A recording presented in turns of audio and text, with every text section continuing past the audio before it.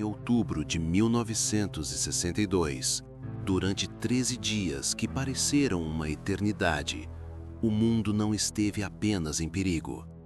Ele esteve a segundos de entrar em um caminho sem volta, onde não existiriam vencedores, nem reconstrução, nem futuro.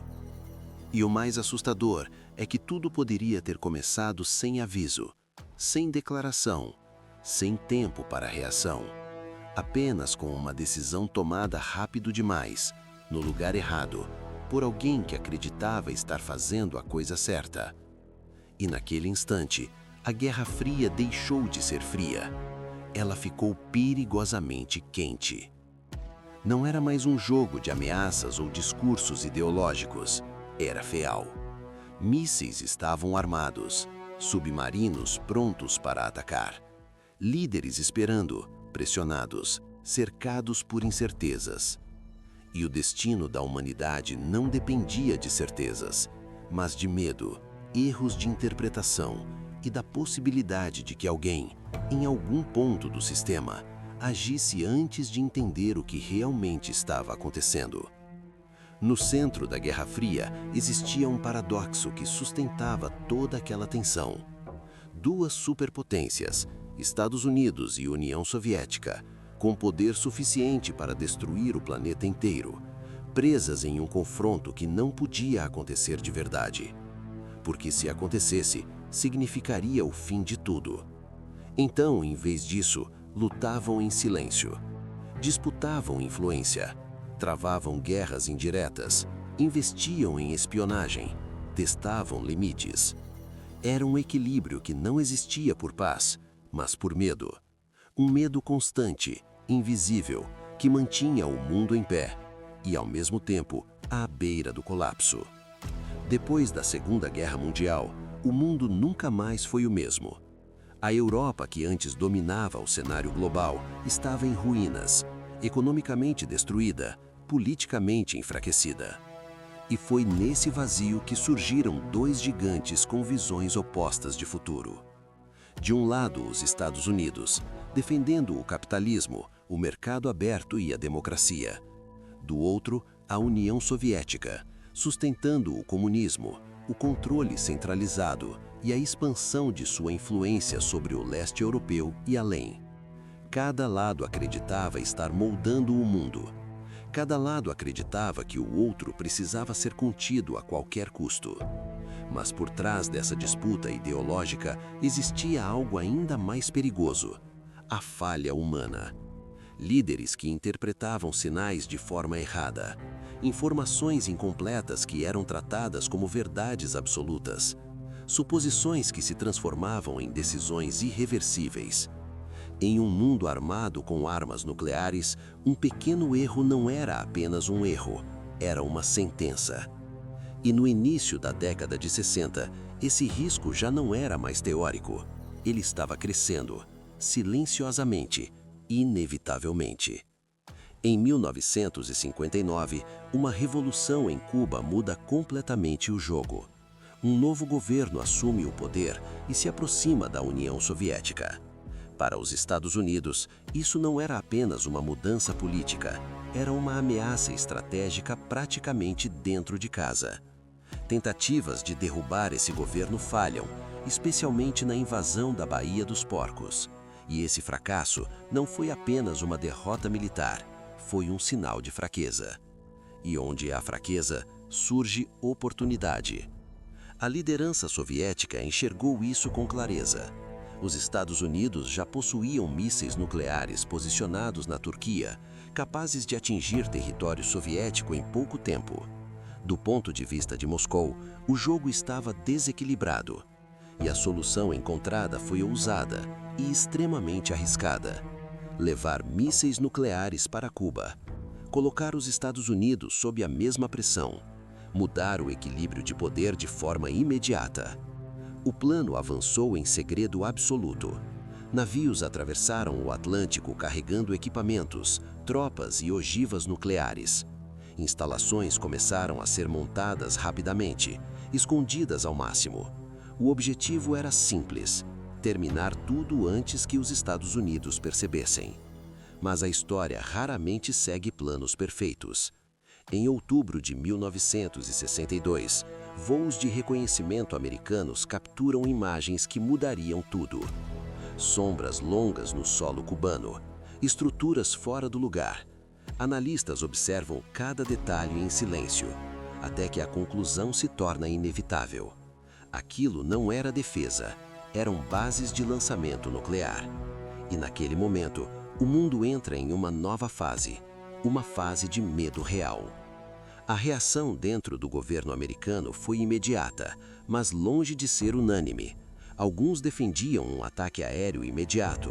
Outros alertavam que isso poderia desencadear uma retaliação devastadora.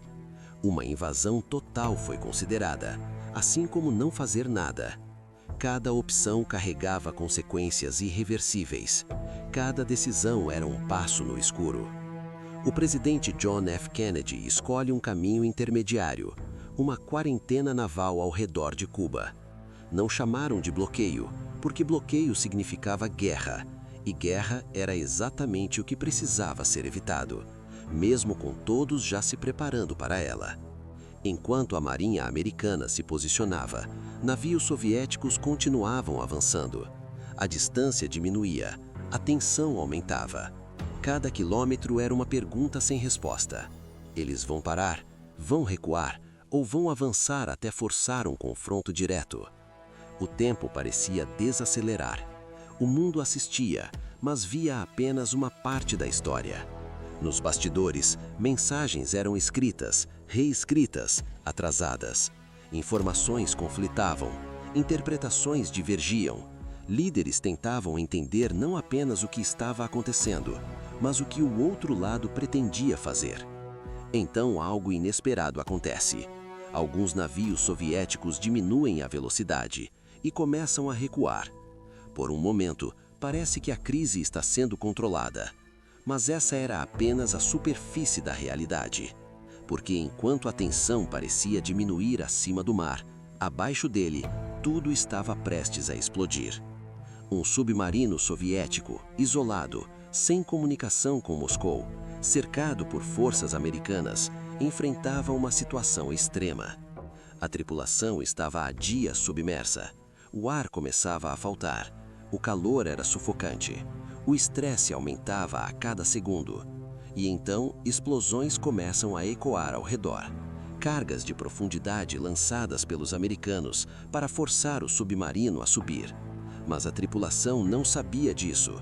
Para eles, aquilo era o início da guerra. Dentro daquele submarino havia um torpedo nuclear.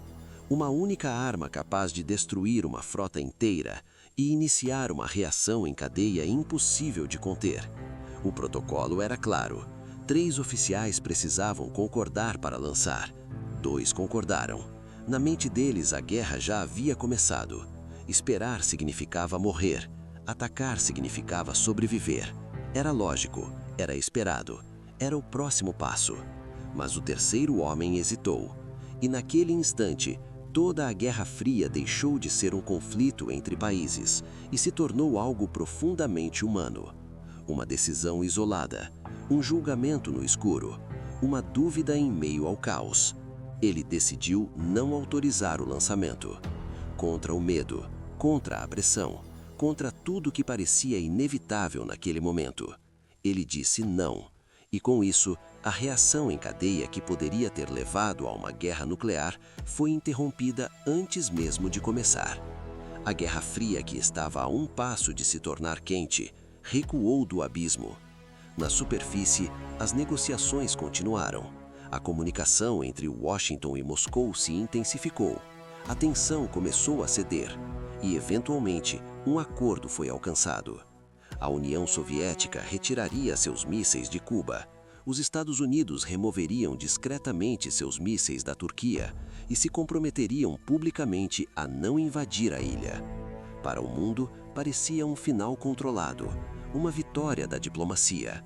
Mas a realidade era muito mais frágil, porque o que quase iniciou a Terceira Guerra Mundial não foi apenas uma decisão. Foi um sistema inteiro baseado em desconfiança, medo e expectativas de conflito. Um sistema onde a informação nunca era completa, onde a comunicação era falha, onde interpretações podiam matar.